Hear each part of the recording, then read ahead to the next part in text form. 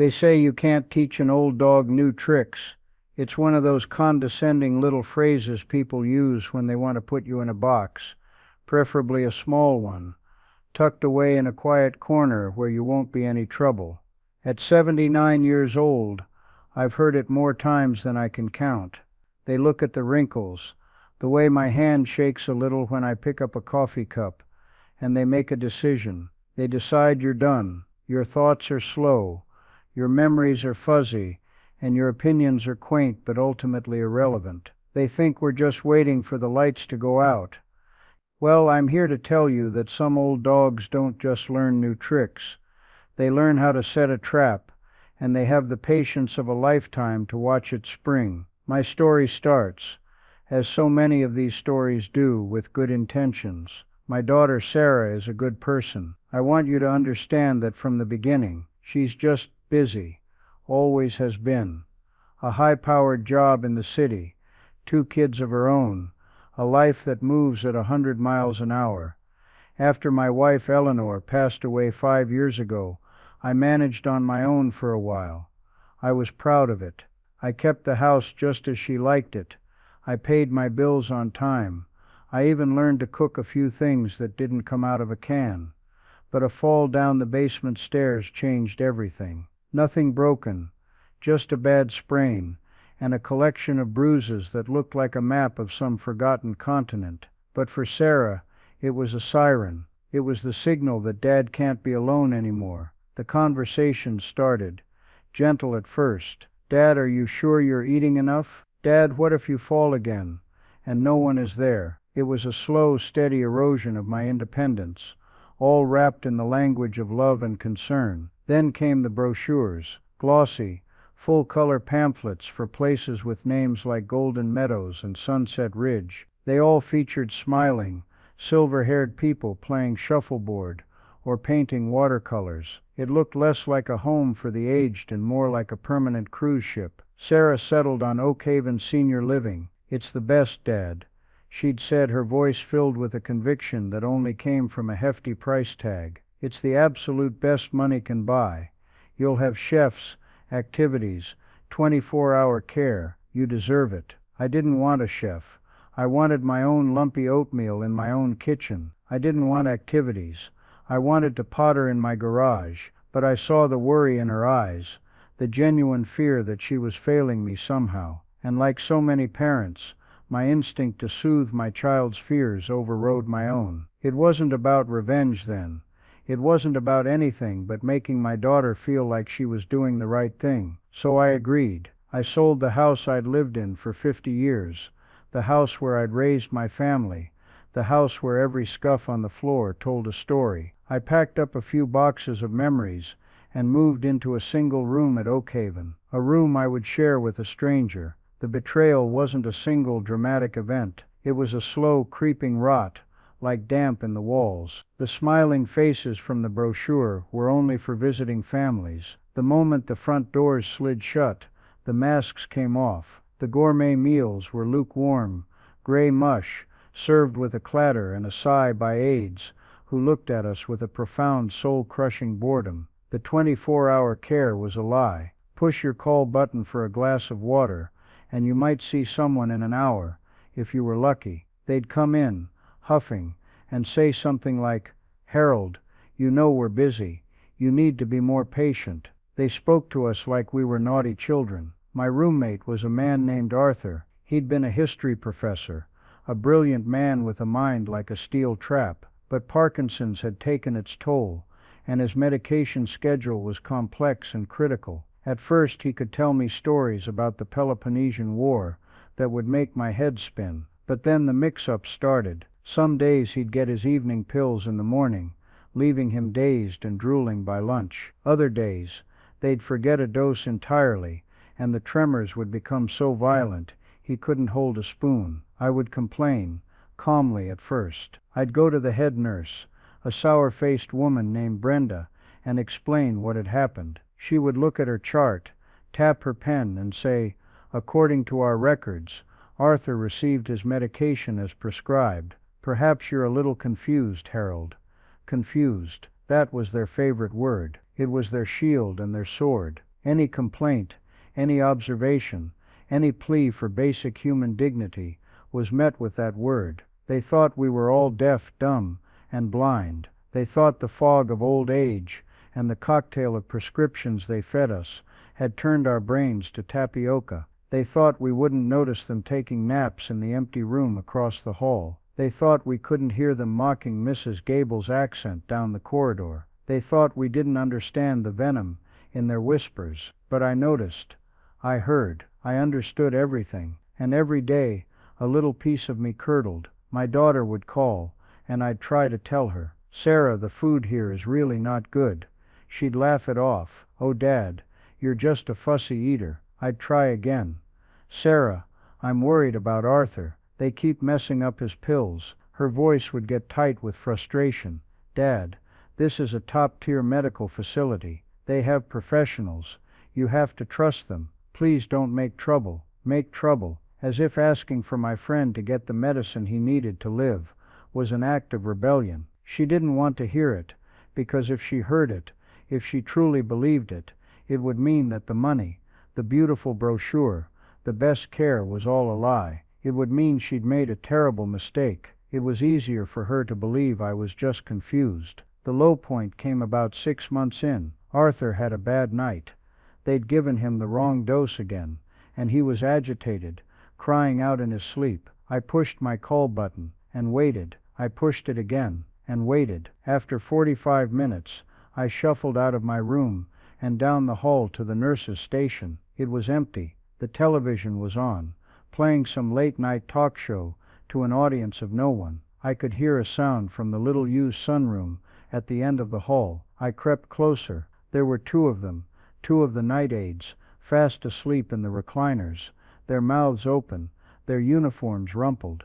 The call light board above the empty station was lit up like a Christmas tree. 6 different rooms, 6 different calls for help, all unanswered. I stood there, in my worn-out slippers, my heart pounding with a rage, so cold and so pure, it felt like ice water in my veins. It wasn't about my lukewarm soup anymore. It wasn't about being spoken to like a child. This was a matter of life and death, and the people in charge were literally sleeping on the job. I went back to my room, sat in the dark, and listened to my friends suffer. I felt a despair so profound, I thought it might just swallow me whole. I was invisible. We were all invisible, trapped in a glossy brochure that had become our prison. And that was the night I realized I couldn't fight them on their terms. I had no credibility. I was just another confused old man. To win, I'd need a new trick. I'd need irrefutable proof. I'd need a secret weapon. My grandson Leo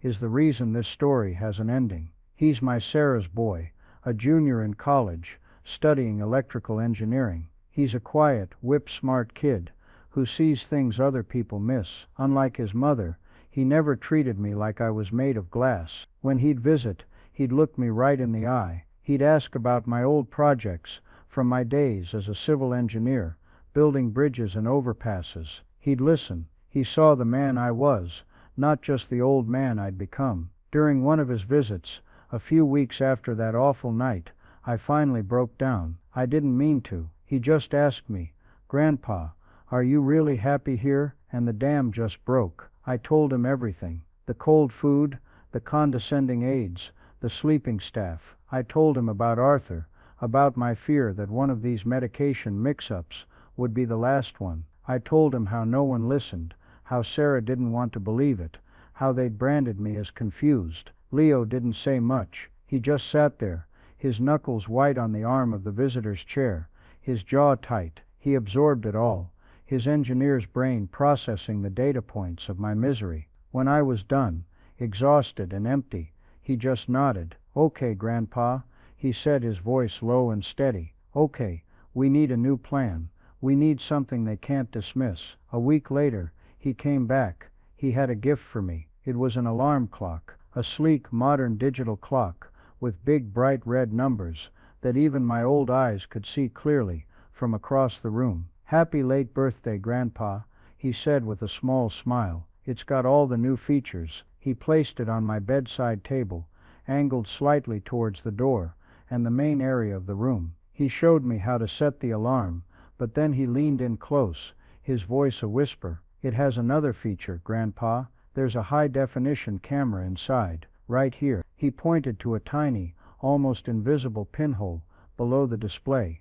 It's motion activated. It records video and audio to a massive internal memory card. It uploads a backup to a secure cloud server every time it connects to the guest Wi-Fi. They will never find it. They will never suspect it. Just let it run. Let's see what the Oakhaven highlight reel looks like in a couple of months. Holding that clock felt like holding a thunderbolt. The despair that had been my constant companion for months began to recede, replaced by something else, something cold and sharp and focused. It was resolve. It wasn't about revenge, not yet. At that moment, it was about survival. It was about having a witness that couldn't be called confused. It was about capturing the truth in 1080p with crystal clear audio. For the first time since I'd walked through the doors of Oakhaven, I had a flicker of hope. I had a secret. The old dog was about to learn a very, very new trick. The 2 months that followed were an exercise in patience. Every day,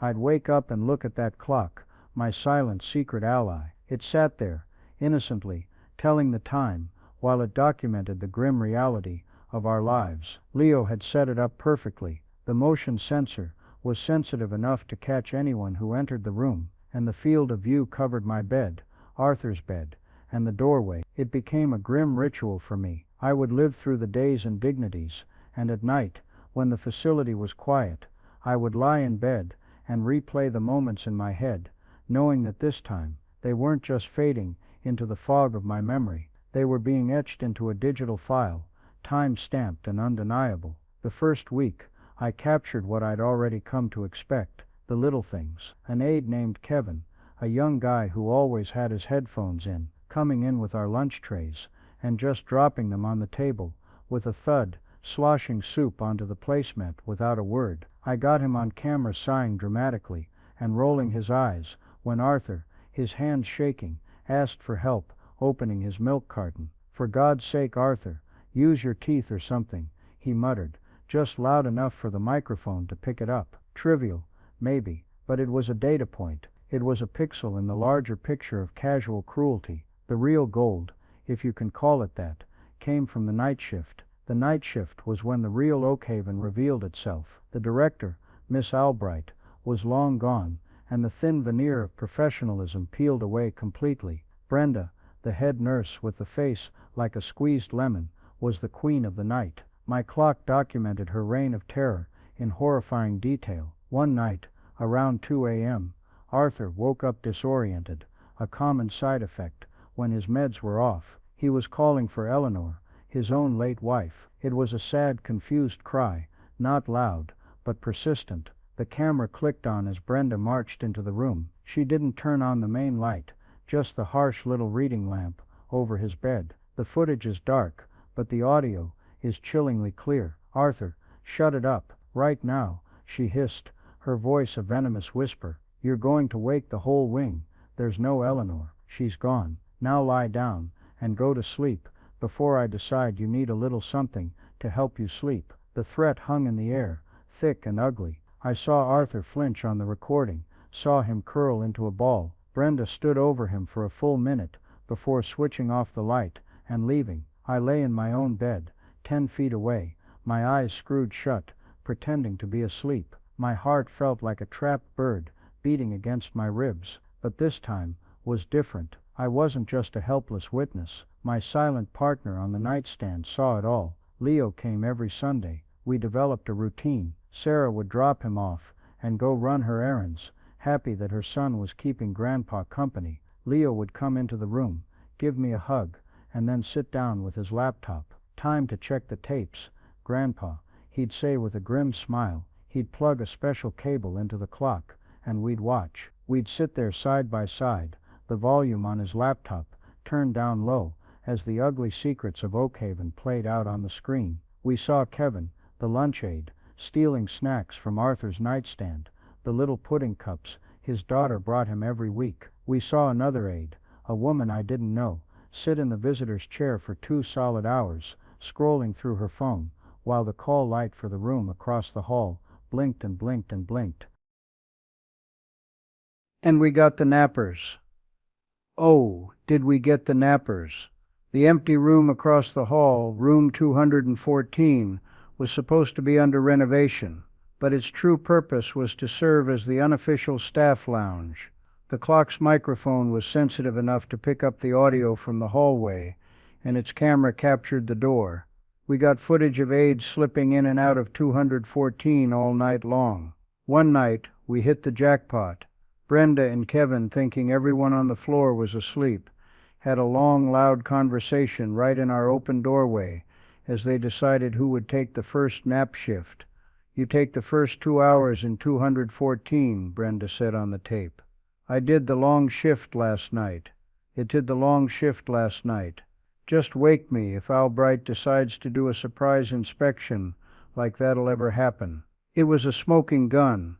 A conspiracy to commit neglect right there in high definition. During this time I started talking to some of the other residents more. Not about the camera, of course, but about their experiences. I found a quiet ally in Margaret, a woman from down the hall. Margaret was a retired family court judge. She was sharp as a tack, but a stroke had affected her mobility, landing her in Oakhaven. She moved slowly, with a walker, but her eyes missed nothing. One afternoon in the so-called garden, a sad concrete patio with a few dying potted plants, I sat with her. I started cautiously. "Margaret, do you find the service here a little lacking sometimes?" She gave a short, dry laugh. "Lacking, Harold? That's like saying the Titanic had a small leak. This place is a master class in institutional apathy." Over the next few weeks I confided in her, not about the camera, but about Arthur, about the medication, about the verbal abuse. She listened with the patience of a judge hearing testimony. She'd nod, her gaze steady. "It's the classic pattern, Harold," she told me one day. "They isolate you. They make you feel powerless. They control the flow of information to your families. They create a narrative that you're unreliable witnesses. Your daughter believes you're confused because the facility director, that odious Miss Albright, has told her you are. It's a closed loop of misinformation. It was her legal mind that gave me the next piece of the puzzle. Documentation is everything," she said, her voice firm. "Anecdotes are just complaints, but a pattern, a documented, time-stamped pattern of neglect, that's evidence. That's a weapon." I just nodded, a small smile on my face. "Oh, Margaret," I thought, "if you only knew the documentation I was getting. The most damning piece of evidence, the one that made Leo and me physically sick to watch, involved Arthur's medication directly. It was the linchpin of our whole case. We captured it on a Tuesday night. A new young agency nurse was on duty, someone I'd never seen before. Brenda was supposed to be supervising her. The video shows them both coming into the room. Brenda is impatient, tapping her foot. "Okay, this is bed 2, Arthur Miller," she says, her voice sharp. "Parkinson's, dementia.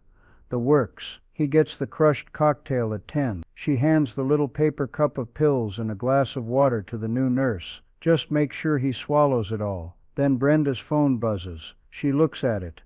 "Ugh, my sister, I gotta take this." And she walks out of the room, leaving the new nurse alone. The young nurse looks nervous. She goes over to Arthur's bed. "Mr. Miller?" "Arthur, time for your pills." Arthur is groggy. He pushes her hand away. The nurse, clearly flustered and out of her depth, tries again. Arthur gets agitated and knocks the cup from her hand. The pills, a colorful and potent cocktail, scatter across the floor, under the bed, into the dark corners of the room. The camera records the young nurse's panic. She gets on her hands and knees, trying to find them in the dim light. She finds one, maybe 2. Then she stands up, looks toward the door, and makes a fatal decision. She clearly thinks, "I can't tell Brenda I dropped them." So she goes to her medicine cart in the hall, and the camera just catches her reflection in the darkened window. She grabs a few random pills from a multi-dose bottle. We could see later from the shape and color that they were likely a common sedative, probably for another patient, and puts them in a new cup. She comes back in, crushes them, and forces a confused Arthur to swallow the mixture. She signed the chart, I'm sure, saying the correct medication had been administered. It was attempted murder by incompetence and cowardice. When Leo and I watched that clip, the air went out of the room. This wasn't about bad attitudes or stolen pudding anymore. This was life and death. Leo looked at me, his face pale. "Grandpa," he whispered. "That's it. We have enough. We have more than enough." It was time. The 2 months of quiet observation were over. The season of waiting was at an end. It was time to take the Oakhaven highlight reel public. It was no longer just about survival. It was now, finally, about revenge. A cold, calculated, and righteous revenge. Margaret, the judge, had said it herself. Anecdotes are complaints, but a pattern is a weapon. And my grandson, the clever engineering student, had just handed me an entire arsenal. The silent takeover of Oakhaven was about to begin. The first step wasn't a grand confrontation. That's what they would have expected. A screaming match in the hallway, an angry phone call from my daughter. That's the kind of trouble they knew how to handle. They would just double down on the confused old man narrative, gaslight Sarah, and I'd be right back where I started, only worse. No, our first move had to be silent, precise, and aimed far above their heads. It had to come from a direction they would never anticipate. Leo and I, with Margaret's quiet counsel, spent the next week preparing our attack. Margaret, drawing on her years on the bench, was our strategist. "Don't go to the facility director," she'd warned, her voice a low whisper in the sad little garden. "Albright's first instinct will be to cover it up, destroy evidence, and discredit you. Don't go to corporate either. They'll just send down a regional manager to smooth things over and scapegoat a couple of low-level aides. You have to go for the throat, the state licensing board, and you need a guide." That guide came in the form of a man named Benjamin Carter. Leo found him. Carter wasn't just any lawyer. He was a pit bull, a specialist in elder abuse law, who had made a name for himself suing facilities like Oakhaven into the ground. His website was full of testimonials from families he'd helped. Leo sent him a carefully worded email. "My grandfather is a resident at Oakhaven Senior Living. We have 2 months of time-stamped video and audio documentation of systematic neglect, verbal abuse, and life-threatening medication errors. We believe we have captured multiple violations of the state health code and potential criminal negligence. We have the evidence. We need your expertise." It took less than an hour for Carter to respond.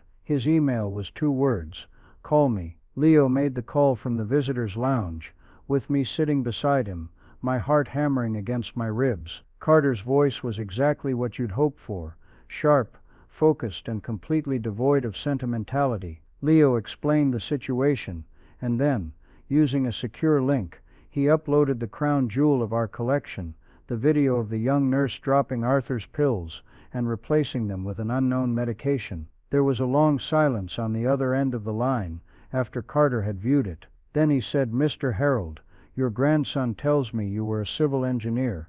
You built bridges." "That's right," I said, my voice a little hoarse. "Well," Carter replied, a new steely edge to his tone, "you're about to be instrumental in tearing something down. I'll be in your city tomorrow. We're filing a formal complaint with the state licensing board and the Department of Health, effective immediately, and we're going to file for an emergency injunction to have a state monitor placed inside that facility, pending a full investigation. Do not speak to anyone at the facility about this. Do not tell your daughter. Let them keep thinking you're confused. Their arrogance is our greatest asset." The next 2 weeks were the quietest, most terrifying, and most exhilarating of my life. I went about my days as usual. I ate the gray food. I endured the condescending tones. I watched Brenda stalk the halls at night. But now, everything was different. I had a secret. I knew that a storm was gathering just over the horizon, and Oakhaven had no idea it was about to be hit by a hurricane.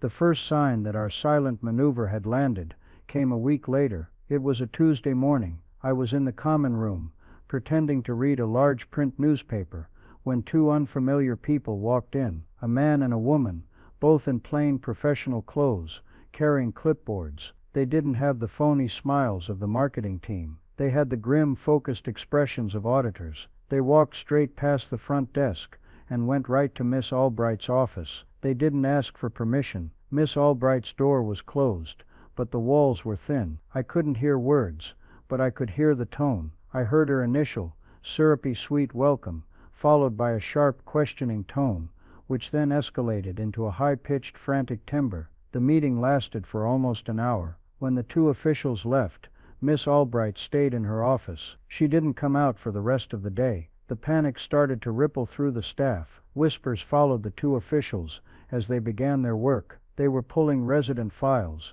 They were requesting medication logs. They were observing staff-patient interactions with cold, impassive eyes. Brenda, the night nurse, looked pale and jumpy. Kevin, the pudding thief, suddenly started being excruciatingly polite, calling everyone sir and ma'am. They knew something was wrong, but they didn't know what. They didn't know who had blown the whistle. They certainly didn't suspect the confused old engineer in room 207. The true panic, however, was reserved for Miss Albright. 2 days after the auditors arrived, a third stranger appeared. This one, a stern-looking woman, was introduced at a hastily called staff meeting as a state-appointed temporary monitor. She was there to observe and report. Her presence was a constant, unnerving shadow. She had an office, a key to every room, and access to every file. The prison guards suddenly had their own warden. This was when Miss Albright made her first mistake. Feeling the pressure, she went on the offensive,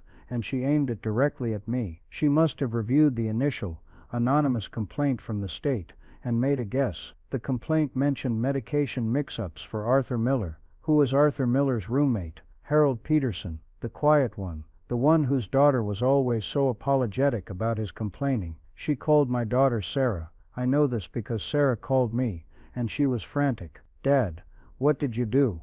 She cried into the phone. I just got off the phone with Miss Albright. She said you made some kind of wild false accusation to the state. She said there are investigators crawling all over the facility because of you. She said you're putting their license at risk. Dad, she suggested you're having paranoid delusions, and that maybe we need to look at a facility with a more secure memory care unit. There it was, the ultimate weapon. The threat of locking me away in a place for those who had truly lost their minds. A year ago, that threat would have shattered me. It would have sent me into a spiral of fear and doubt. But now, it was just another move on the chessboard. Sarah, I said, my voice calmer than I'd ever felt, I need you to do something for me. I need you to come to Oakhaven this Friday at 10 a.m. There's a meeting. Our lawyer, Mr. Carter, will be there. Just come. Just listen, please. She was hesitant, torn between her loyalty to the expert facility director and her father. A lawyer? Dad, what is going on? Just be there, honey, I said. It's important. The meeting was set. Carter had arranged it. It was to be in the Oakhaven conference room. The attendees, Miss Albright, representing the facility, the 2 lead investigators from the Department of Health, Benjamin Carter, my lawyer, me, and I hoped my daughter. Miss Albright, I'm sure, thought this meeting was her chance to squash the whole thing. She would portray me as a senile, vindictive old man, apologize for the misunderstanding, and make the problem go away. She was about to walk into an ambush she couldn't even fathom. The silent takeover was complete. Now it was time for the power shift. The highlight reel was queued up and ready to play. The morning of the meeting, the air in Oakhaven was thick with a tense, unnatural quiet. The staff moved with a kind of stiff-legged caution, like animals sensing an earthquake. Miss Albright, when I saw her in the hall, gave me a look of pure, unadulterated loathing, thinly veiled by a saccharine smile. Good morning, Harold, she chirped. I do hope we can clear up all this confusion today. I just nodded and kept shuffling towards the conference room. Confusion. It was always their last refuge. The conference room was a sterile, impersonal space with a long polished table that reflected the fluorescent lights from above. The 2 state investigators were already there, their faces unreadable. My lawyer, Ben Carter, stood up when I walked in. He was a big man, but he moved with a quiet, coiled energy. He gave my shoulder a firm squeeze. Ready, Harold. I took a deep breath. Ready.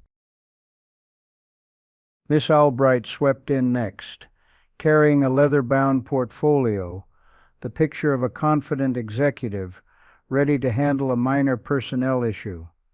She sat opposite me, placing her portfolio squarely in front of her. She was flanked by a nervous-looking man in a cheap suit, whom she introduced as Oakhaven's corporate counsel. Then, just as the meeting was about to start, the door opened one last time. It was Sarah. My daughter looked pale and worried, her eyes darting from me to Miss Albright and back again. She gave me a weak, uncertain smile and took a seat at the back of the room, as if she were a spectator at a play she didn't want to watch. The lead investigator, a no-nonsense woman named Mrs. Diaz, started the proceedings. "Thank you all for coming. We are here to review a formal complaint of gross negligence filed against the Oakhaven Senior Living Facility. Miss Albright, we have reviewed your preliminary statement in which you attribute these allegations to the cognitive decline and paranoid ideations of resident Harold Peterson." Albright nodded, her expression a careful mask of sympathy. "That's correct, Mrs. Diaz. We are deeply concerned for Harold's well-being. He's become increasingly confused and agitated lately. We believe he has misinterpreted standard procedures. We have an unblemished record of care, and frankly, these accusations are baseless and defamatory." She looked at me with pity. It was a masterful performance. I could see Sarah in the back, shrinking a little in her chair, the doubt clouding her face. Carter let the silence hang in the air for a beat. Then he reached into his briefcase and pulled out a small portable projector and a laptop. "Baseless," he repeated, his voice soft but carrying across the room. An interesting choice of words. He placed the projector on the table and aimed it at the blank white wall. "Mrs. Diaz, my client, Mr. Peterson, is not here to offer anecdotes. He's here to present evidence. For the last 2 months, with his full consent and knowledge, we have had a motion-activated recording device operating in his room." Miss Albright's mask of composure didn't just crack, it shattered. Her face went from pink to white in a second. The corporate lawyer next to her started sputtering. "Now see here, that's an invasion of privacy. That's inadmissible." Carter cut him off with a slice of his hand. "Inadmissible for what? A criminal court? Perhaps. But for a state licensing board investigation into patient safety, and for a civil suit for negligence, it's more than admissible. It's devastating. We're not in a courtroom today, counselor. We're in a truth-telling session." He clicked a key on his laptop. "Let's begin with what we'll call the night shift. Exhibit A." The first video filled the wall. It was the footage of Brenda, the nurse, standing over a frightened Arthur, hissing at him to shut it up. The audio was perfectly clear. The menace in her voice filled the silent room. Miss Albright stared at the screen, her mouth slightly agape. I risked a glance at Sarah. Her hand was over her mouth, her eyes wide with horror. She wasn't looking at the screen anymore. She was looking at me, a dawning terrible understanding on her face. Carter didn't pause. Exhibit B, staff conduct. The next clip was of the aide, Kevin, rolling his eyes at Arthur and telling him to use his teeth. It was followed by a clip of him stealing the pudding cups from Arthur's nightstand. Petty, yes, but it painted a picture. Exhibit C, willful neglect. This was a time-lapse compilation. Leo had brilliantly stitched together footage from a dozen different nights, showing the call light for our room, and others blinking for 20, 30, 60 minutes at a time, unanswered. He'd superimposed a digital clock in the corner of the screen, counting the minutes of neglect. Then it cut to the footage of the 2 aides, fast asleep in the recliners, in room 214. Miss Albright made a strangled noise in her throat.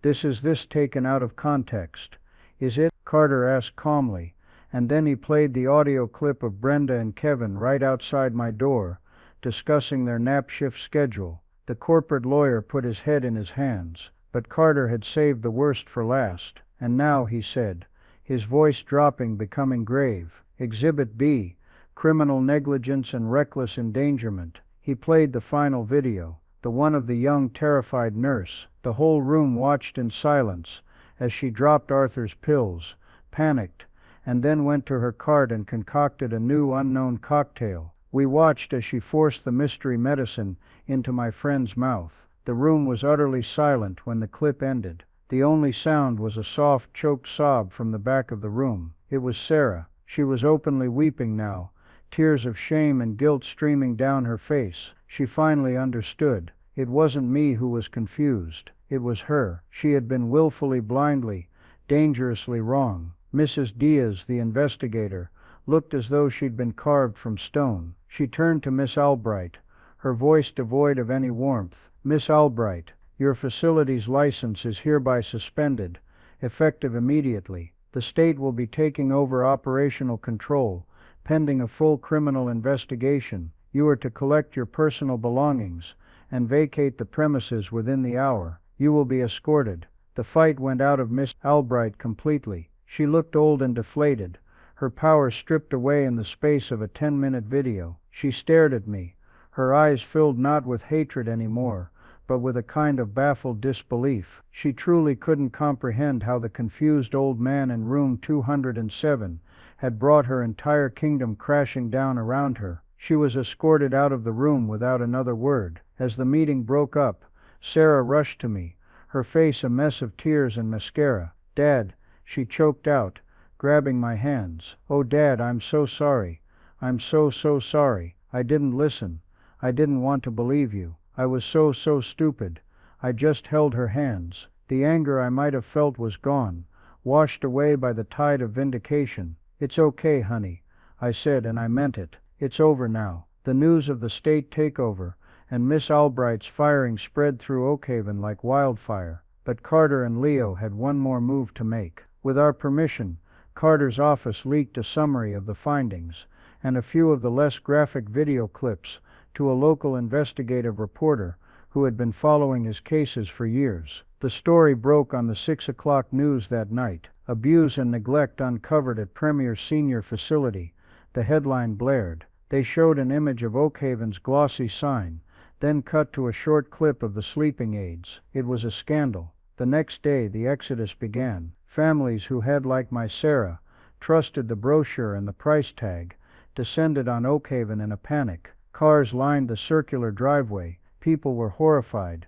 shouting at the new state-appointed administrators, demanding answers. They were pulling their parents and grandparents out of the facility as fast as they could. I watched from my window as a woman helped her frail mother into a car, tucking a blanket around her. I saw another family arguing with a staff member, their faces grim. The community of the willfully ignorant had been shattered, and now they were scrambling to save their loved ones. It was chaos. It was a collapse, and it was a victory. I had done more than just save myself and Arthur. I had sounded an alarm that had woken up everyone. The aftermath was swift and decisive. With the state in control and a criminal investigation underway, Oakhaven was completely gutted. Brenda and Kevin were fired and faced criminal charges for neglect, and in Brenda's case, for her part in the medication incident. The young agency nurse, facing her own charges, cooperated fully,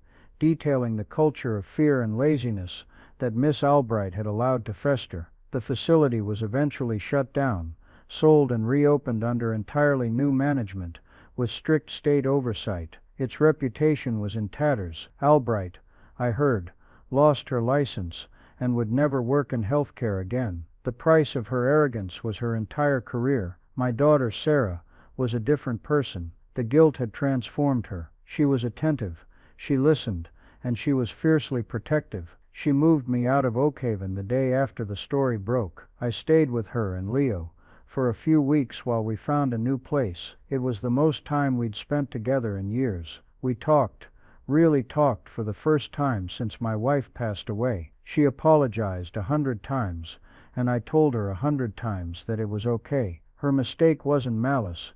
It was a desperate desire to believe in an easy solution, something I think a lot of people can understand. We found a new place for me, a smaller, non-profit facility, run by a group of actual caring nurses. It wasn't as fancy as Oakhaven. There was no grand lobby or fake gourmet menu, but the food was hot, the staff knew my name, and they treated us like people, not problems. Arthur, whose family had been part of the exodus, ended up moving there too. With his medication properly managed, the old Arthur started to come back. The fog in his eyes cleared. One day, He cornered me in the library and started telling me about the strategic genius of the Mysticles at the Battle of Salamis. I almost cried with relief. My friend was back. Leo, my quiet, brilliant grandson, became my hero. He still visits every Sunday. We don't watch grim secret videos anymore. We play chess. He usually wins, the little shark, but every now and then I manage to trap his queen, and the look of surprise on his face is a little victory I savor. So here I am. I'm still an old man. My hands still shake a little sometimes, but I am not invisible. I am not confused, and I am certainly not done. I learned that the world can try to put you in a box, to write you off, to silence you. They can use your age as a weapon against you, but they forget something important. They forget that with age comes experience, with age comes patience, and sometimes, with the help of a clever grandson and a new alarm clock, with age comes a deep and satisfying justice. It was never really about the revenge, not at its core. It was about dignity. It was about being seen and heard. But I have to admit, watching Miss Albright's empire of neglect crumble to dust on the foundation of her own lies, well, that part felt an awful lot like revenge, and it was sweeter than any pudding cup Kevin ever stole. So that's my story. It's a reminder that the people we think are the most powerless often have a strength we can't see, and it's a warning. If you have a loved one in a place like Oakhaven, listen to them. Listen to the small complaints, because they might be the tremor before the earthquake. Visit at odd hours. Ask the hard questions. Don't ever let a glossy brochure or a high price tag lull you into a false sense of security. The silence in those places can be the most dangerous sound of all. Don't let them think you're not paying attention. Thank you for listening to my story today. If it resonated with you, if it made you think, please hit that like button. It really helps the channel reach more people who might need to hear a message like this. And don't forget to subscribe and turn on notifications so you can join us for our next story. If you've ever had an experience like this, or if it made you think about your own family, share your thoughts in the comments below. Reading your stories reminds all of us that we're not alone. Stay strong, and never ever let them count you out.